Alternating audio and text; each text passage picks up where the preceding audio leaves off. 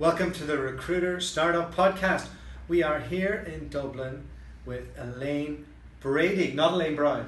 Elaine Brady, most definitely, in a professional capacity anyway. Okay, awesome. All right, Elaine, who are you? Tell us a little bit about yourself.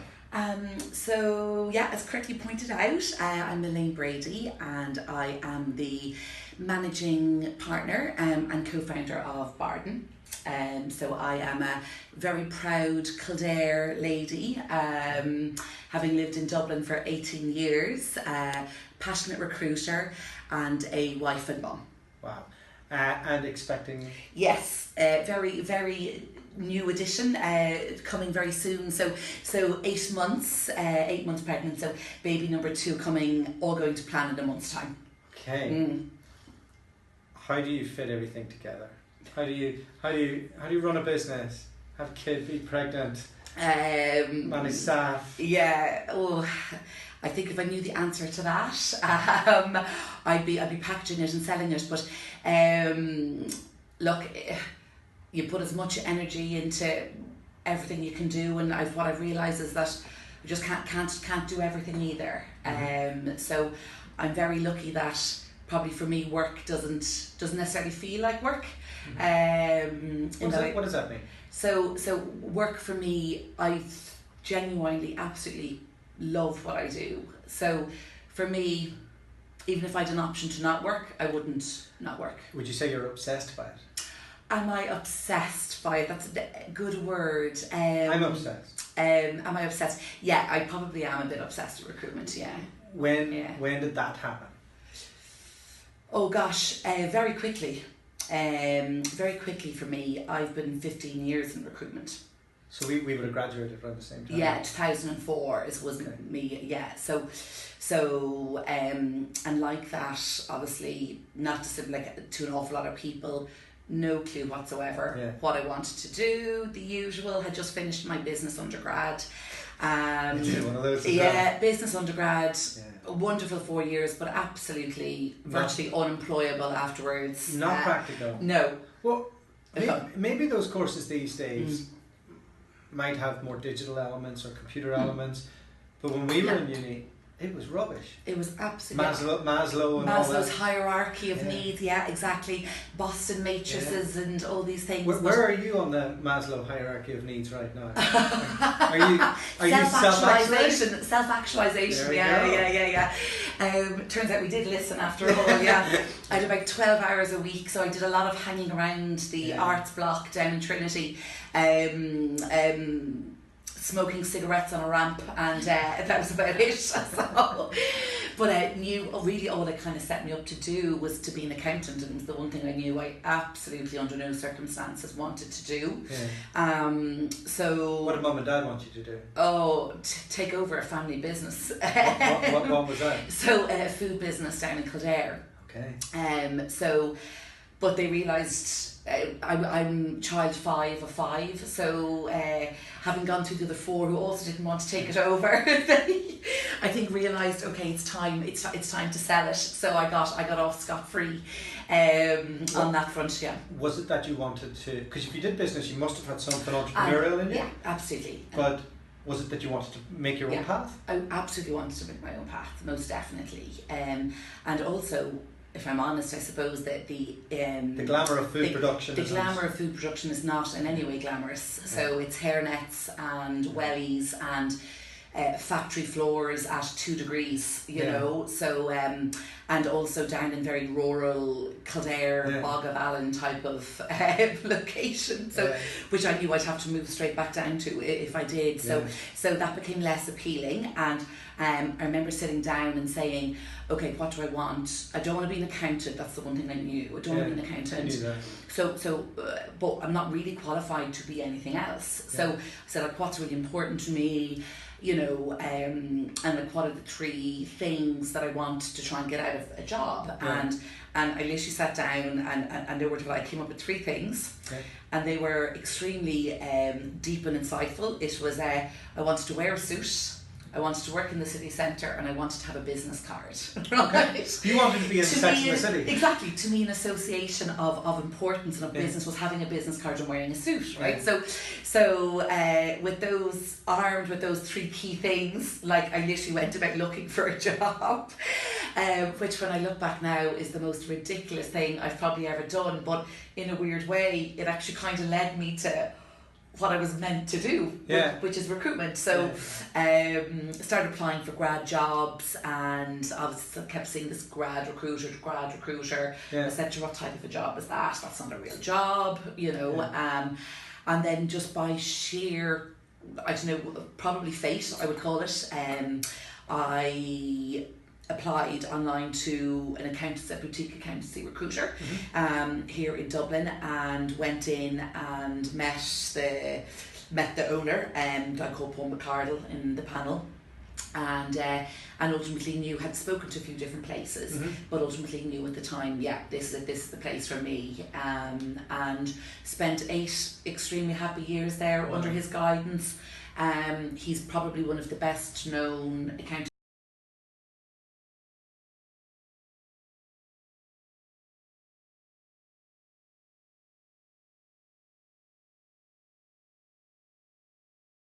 to be so to this day. Wow, very good.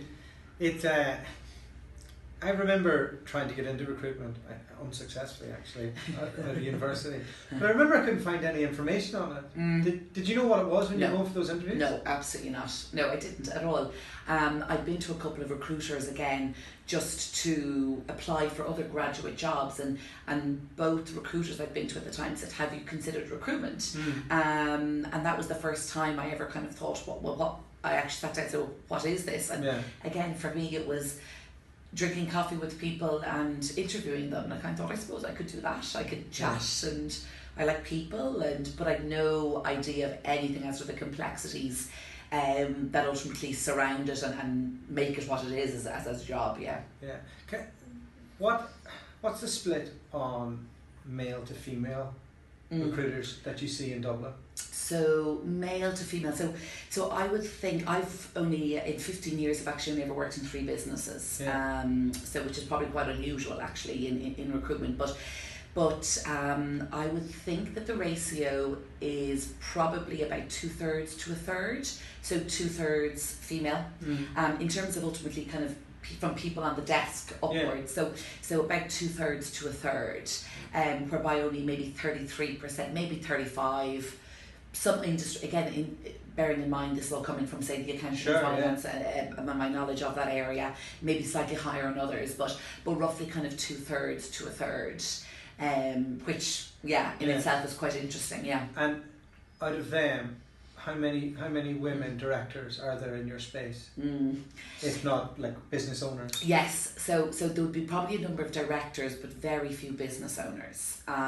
So from when we launched Barden 5 years ago, I suppose I've been keeping an eye, obviously, on a number of other, startups, and particularly ones in the accounting and finance space as well. And actually, of the people that I know who've ultimately gone out and have established new brands over the last 5 years, there's probably about 15 of those, and there's 2 of us, if I believe I'm correct, there's 2 of us in Dublin and 1 in a region who's actually taken the leap to start themselves. So we can work out the sums there.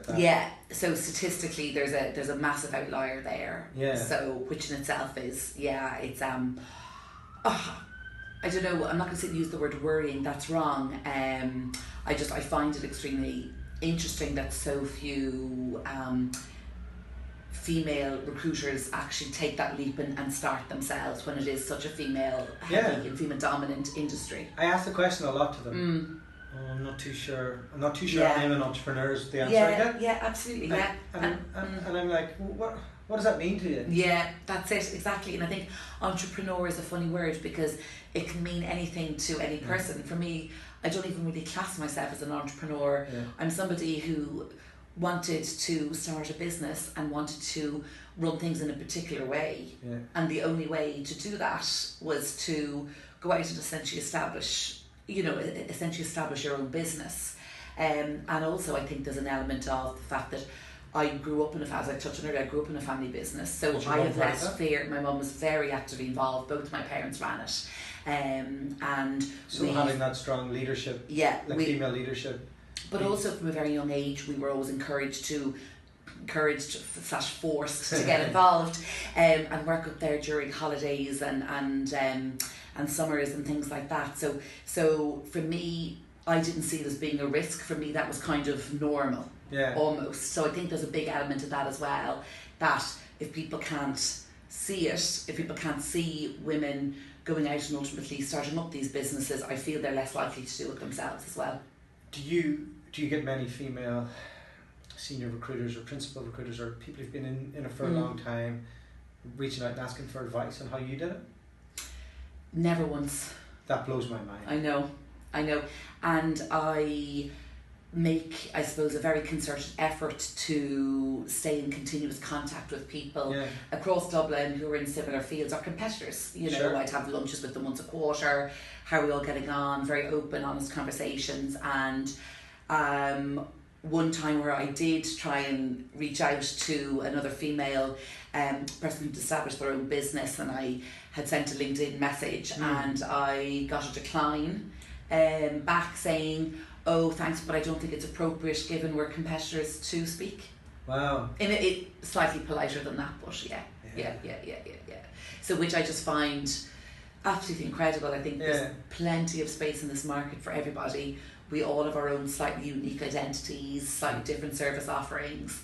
There's a bit more protectionism that happens in the Dublin market than in London. I think it's just due to the size and scale. Yes. You know, there's a lot of good collective groups, but myself and Charlotte have either spoke at or have been to some of the events, and I think there's a lot of like recruitment community there that I don't see in Dublin, and I get more recruitment founders reaching out to me in Dublin than anywhere else. Hey, do you have any advice on this? Which is very interesting, and you know, there is an element of cloak and dagger about our industry, but I'm a real believer that, you know, that if you have somebody there that you can reach out to who's been through something before, been through something very similar, then it makes absolute sense to do your utmost to try and have a conversation with that person. I feel like we're launching your Women in Recruitment League. I might just get this out first, and we'll see in a year's time where we go, Dualta, but for the moment. So first recruitment job, you stayed how long? 8 years. Going to ask you a tough question. Yeah. Can I ask you a tough question? Of course. What could he have done to keep you? Nothing. Absolutely nothing. I was extremely happy there. Extremely happy. Yeah. Incredibly well compensated. Really fulfilled by what I was doing.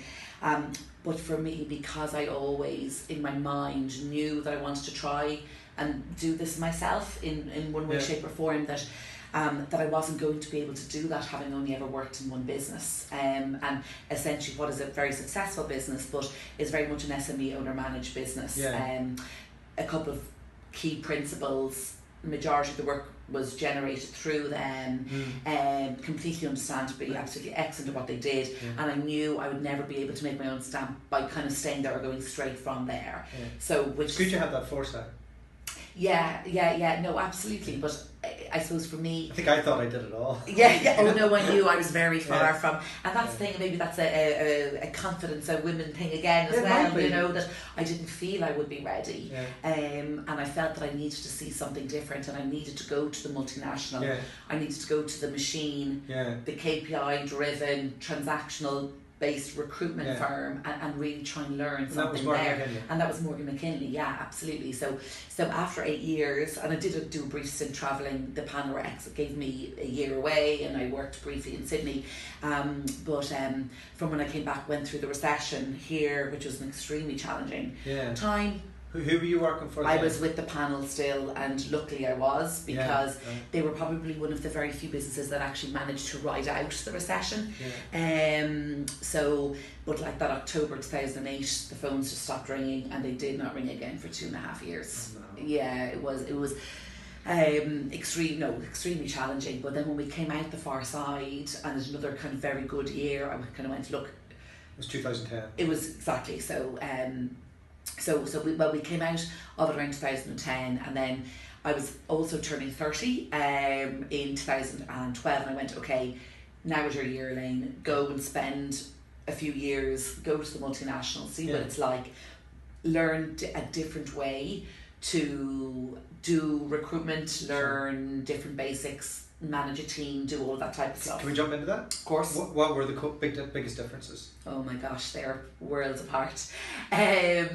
So in the SME was the owner topping and tailing a lot of the deals and... Yeah, absolutely. So it was his own personal brand. He was so strong. He's so strong, Paul, in his market, that it's ultimately his brand, his personal brand, that brings in a lot of the work. So would virtually have had to do no business development, no KPIs, no anything. It was, you're doing a great job just finding people and filling them, but the people were coming in as a result of his brand and the brand that they had established over the last 20-25 years.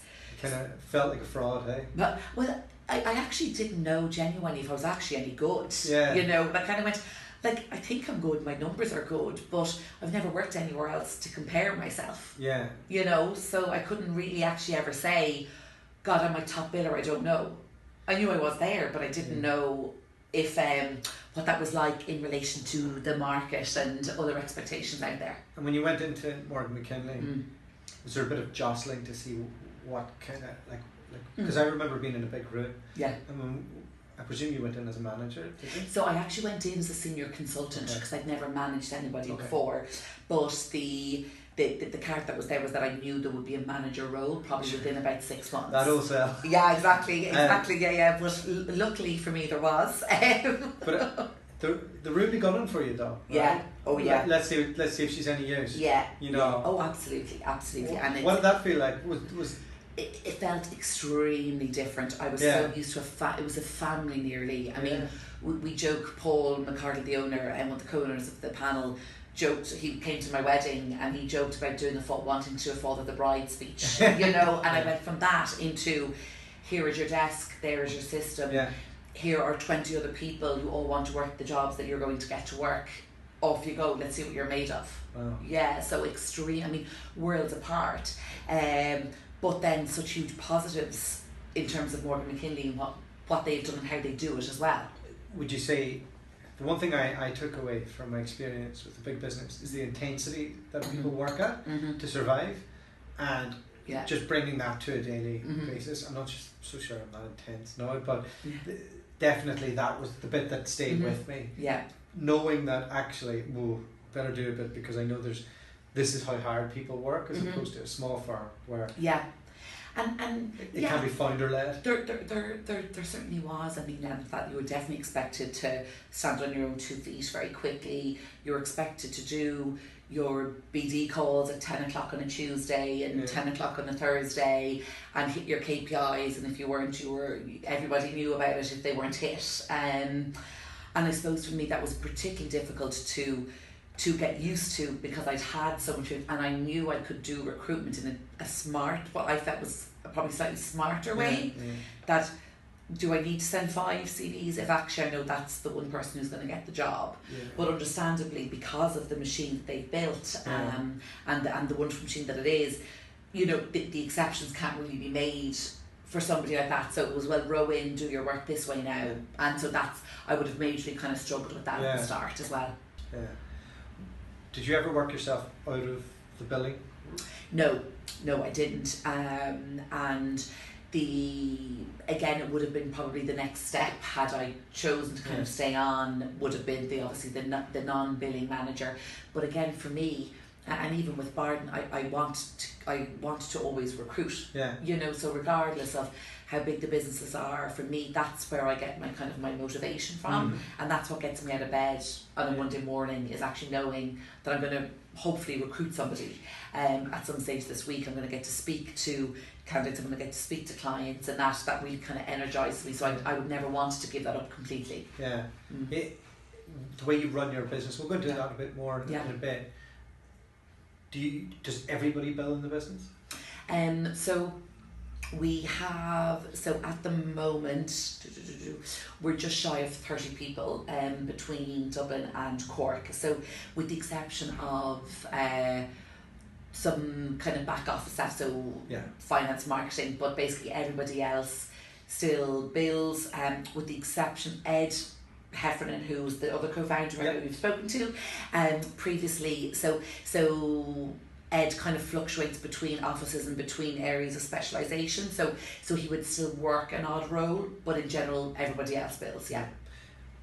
Walk me through the decision that led you to realising you were ready to go out on your own, and that this was the model and all of that you thought was the best course of action. Yeah. So for me, probably a big part of the decision was actually around kind of timing, and that I'd been kind of the couple of years in Morgan McKinley. I'd learned a massive amount, a huge amount. Key takeaways. Key takeaways. Give me three. Oh gosh, okay. Key takeaways. I don't necessarily believe the KPI model is a model that has to be a foundation of a recruitment business. Okay? Even for graduates? Even for graduates, no, I don't. Okay, which probably a bit unusual. So key takeaway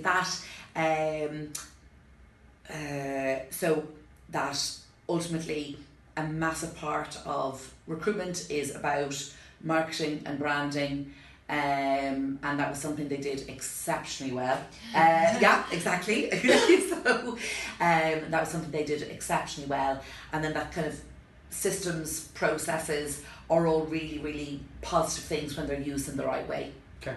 All right. Okay.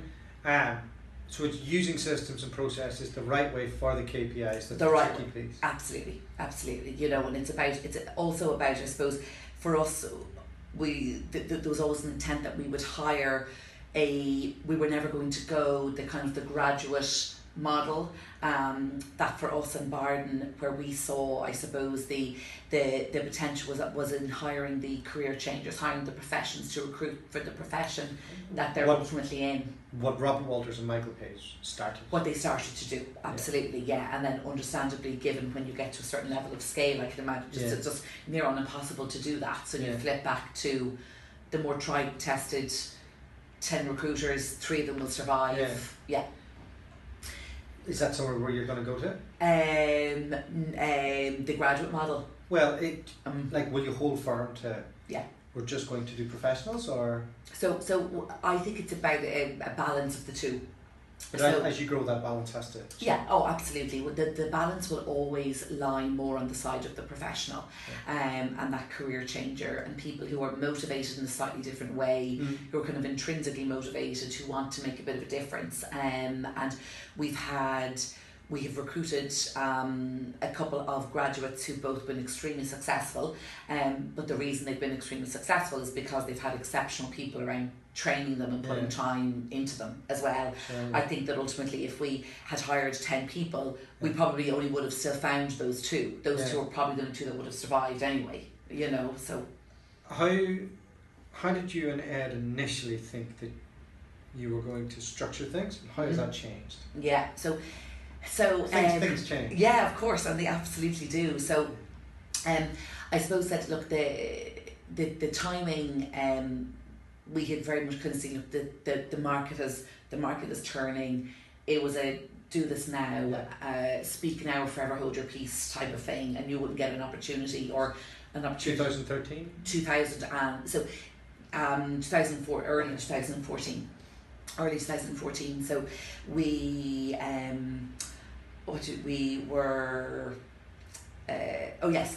so myself and Ed, I suppose we had worked obviously on the same team, and personality wise we're very, very different, but who's the velvet glove and who's the iron fist? I'm actually the iron fist. You didn't have to tell me that. Oh, definitely. Actually. Yeah, I think that's probably pretty obvious. But it's very funny because we're so different personality wise, but actually. And he is very velvetly. Oh, absolutely. Oh my gosh, absolutely. But actually, we ultimately really believe that in recruitment kind of being the same thing, and that's or being done the same way. And for us, that's about genuinely just caring about the people we work with and trying to lead with information and advice and content and whatever it is first, and then the transaction will follow. It'll follow. It may not follow that week or that quarter, but it'll follow whether it's in 12 months time, 2 months time, 5 years time, you know, and the very base of kind of reciprocation, trying to do good, but it's not about big billers, or it's not about that.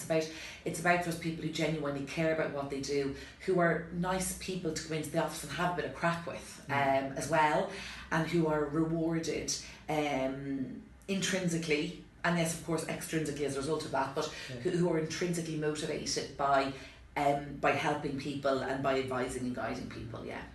And what does your role look like? No, you're still recruiting. Still recruiting, managing the Dublin office, helping partner firms launch brands. What's that? Yeah, so we always had started off. So with so obviously I essentially, my day to day is that I run Barden in Dublin, which is Barden Accounting and Tax, and also now has been is essentially what we call Barden FS and Barden Legal. So there are two partner firms that we have. So Barden FS is a joint venture with a British recruitment business called Bruin. I'm not sure if you've heard of them, but London and Manchester based, about 70 specialists there. So they were ultimately about 1.5 years ago. We've always said we wanted to do accounting, finance and tax. But myself and Ed's backgrounds have always been very much industry accounting orientated. So we've really struggled to really add any value to the financial services market here in Dublin, which is a massive market. The big players are good in it as well. And they're really good in it. That's exactly it. They're really, really good in it. So so we've always struggled to kind of make any type of an impact.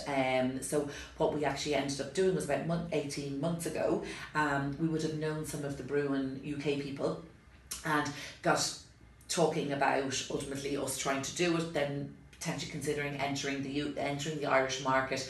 Part of it was Brexit related, in terms of Brexit approving their business. So what we said we would do is ultimately do a joint venture between the two. So at the moment we have 3 people. It had originally been called Bruin in partnership with Barden. We've since flipped that, changed about 3 months ago for a few different reasons. We have a strong brand presence. We have a strong brand presence, and that's exactly what it was. And we realised actually in Ireland people wanted to deal with Barden, and they didn't know who Bruin were, you know, and so we were spending half of our meetings with talent acquisition people in investment banks trying to explain the relationship between the two, and we went, okay, let's stop this now. They don't have time to... We don't have, exactly. So you've got an hour-long slot if you're lucky, you know, and you're spending half of it explaining the relationship. So we ultimately rebranded it as Barden FS about 3 months ago. So a portion then of what I do is help manage, is help kind of manage that on a day-to-day basis as well. But that's a tough space. Yes. You know, when I look at, without pretending to be too much of an expert, the McKinley and CPL and Walters, they're really strong. They're really good at it. They're exceptionally good at it, and because I think the whole way that a lot of those larger banks and investment management firms work really suits the massive corporations. Portal based, no relationship with line management. It's literally fastest finger first. If you have volume there and a job goes live and you can send 3 CVs in 5 minutes, you are much more likely to fill that job. So does that change the structure and operations of the way those people recruit to the way that you guys do? So we have had to kind of acknowledge that, look, there are different types of industries, which has meant that yes, we have had to look at it, but we're also in a position whereby we've 2 kind of nice unique things about it. One is that we're not afraid to turn away business either, you know, so we have essentially signed PSLs with some of these larger businesses, and I've realised this is not the right return on our time, you know, because we're not volume recruiters. There's no point in us working these jobs if we're never going to get a feedback or anything on them. And then the second then is that because of the collaboration with Bruin in the UK, and because they're so established on the FSI that they would deal with a number of clients on an exclusive basis. A lot of them are kind of moving over here, so we've got quite a lot of exclusive work, so we haven't had to necessarily do the very high volume, lower value type of work. Okay. And that's probably how we would see it grow, is that ultimately that we will ultimately continue to, but maybe not necessarily work on the biggest accounts that are out there where you're one of 5 or one of 6 recruitment firms, or you're one of 10 people on a agency call and nobody asks any questions because everyone's afraid to ask, to give something away, and you know. So and what does the future look like? Have you looked at any international expansion? Have you guys looked at the USA, for example?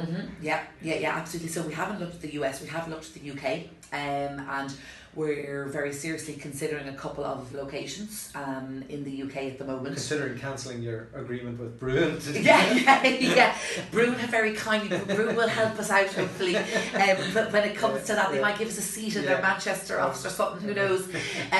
But I suppose for us it's about growing smartly, and growing smartly and allowing us to continue to be the business.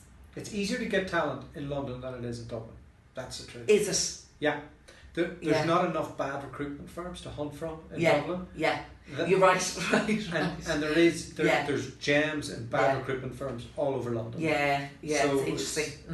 This is a tie. How are you finding it doing rec to rec here?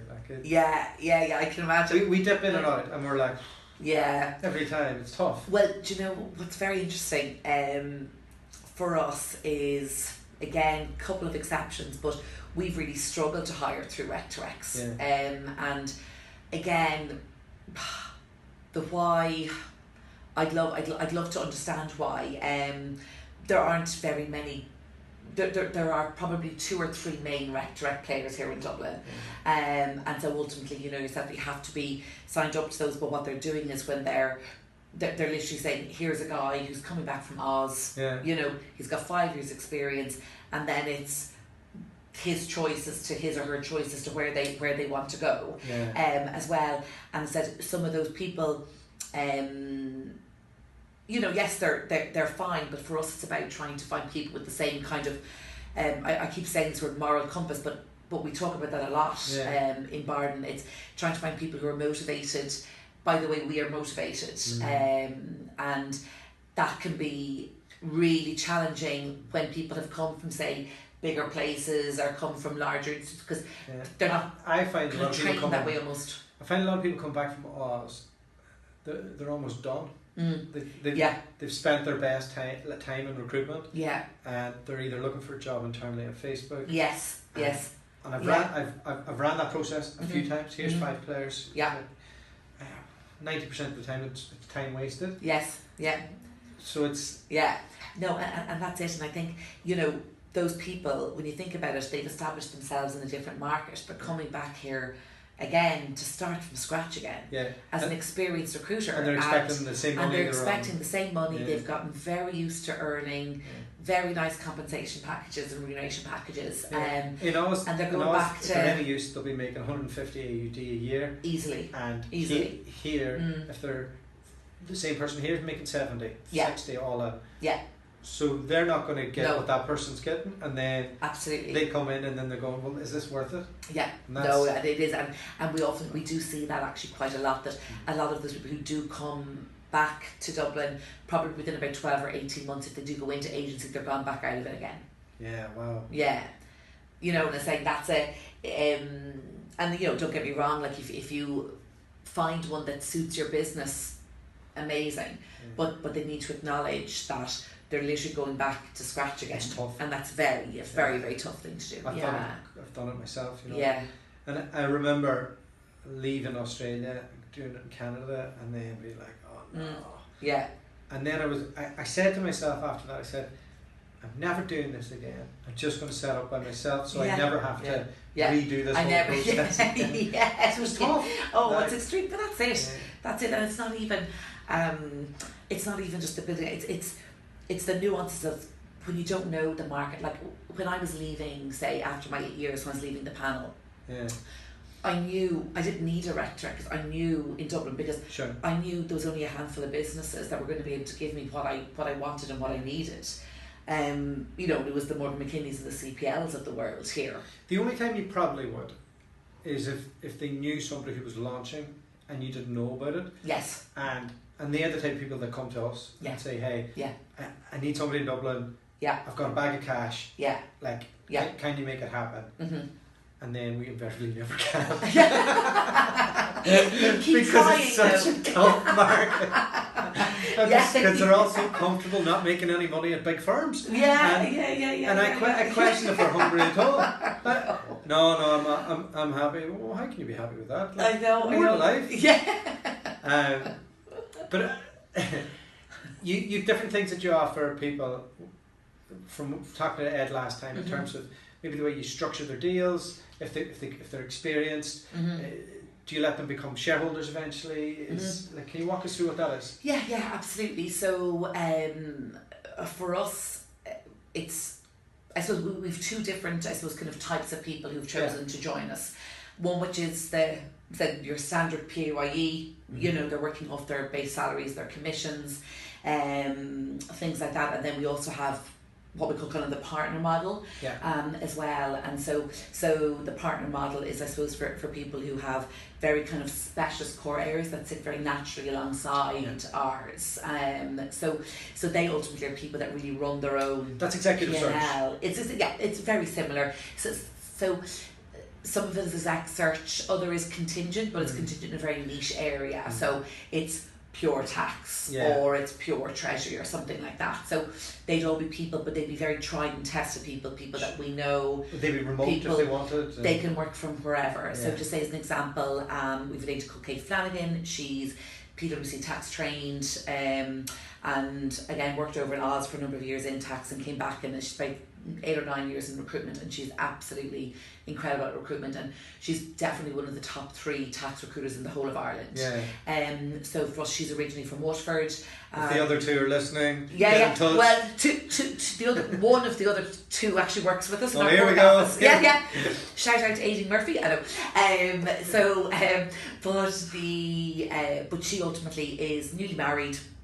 Wants to move back home. She's from the southeast, and so for us, we kind of said that's absolutely fine. Off you go. Brilliant. And we know what you do. We trust that you're working, and if you're not, it's only yourself you're fooling. And I really believe in that. How can we get to a point where we allow more junior people to do those types of things? And it's I suppose it's something that is obviously becoming so much more prevalent in the workforce. I know. I'll tell you what we try and do. So they'd all be people, but they'd be very tried and tested people that we know. Would they be remote if they wanted? They can work from wherever. So just say as an example, we've a lady called Kate Flanagan. She's PwC tax trained, and again worked over in Oz for a number of years in tax and came back, and she's about 8 or 9 years in recruitment, and she's absolutely incredible at recruitment, and she's definitely one of the top 3 tax recruiters in the whole of Ireland. So for us, she's originally from Waterford. If the other 2 are listeing, get in touch. Well, one of the other 2 actually works with us in our here work we go. office. Shout out to Aileen Murphy. I know. But she ultimately is newly married.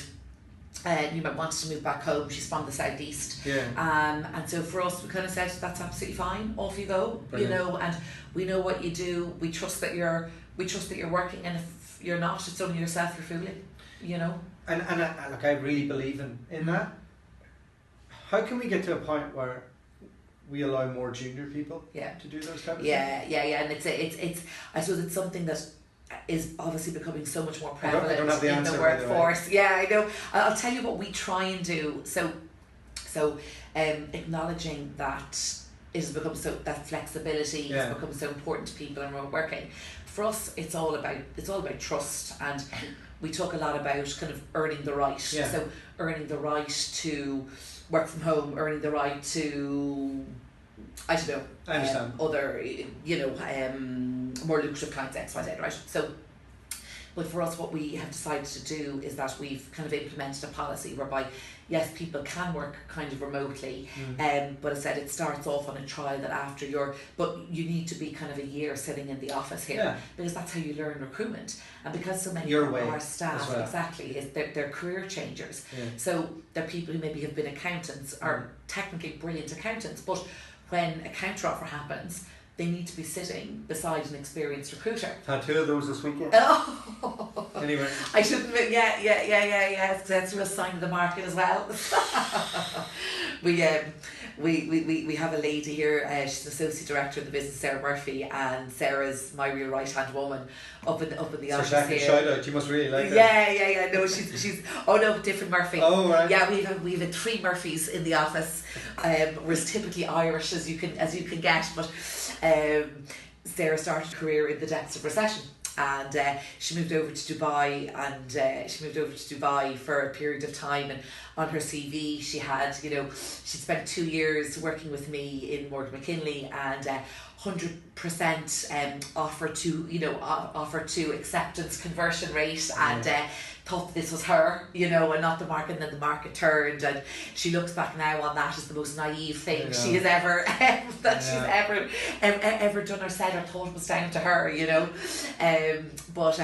So ultimately what we do is we allow, in terms of that flexibility, we like, you kind of need to be the guts of a year in a business, and then ultimately it's something that you ultimately plan around your teammates so that not everybody's off at the same time, and it's not a last minute thing. People tend to have their structured days over the course of the month where they work from home, so people know they're working from home and things like that as well. So we offer it, but I don't believe we'll ever get to a stage where you can say from day one to somebody, off you go there, there's your computer, there's your phone, because I think all you're doing is really just setting that person up for failure. Well, that's us. Thank you so much. Oh, great. Thank you very much, Jules. Lovely to speak to you. Thank you.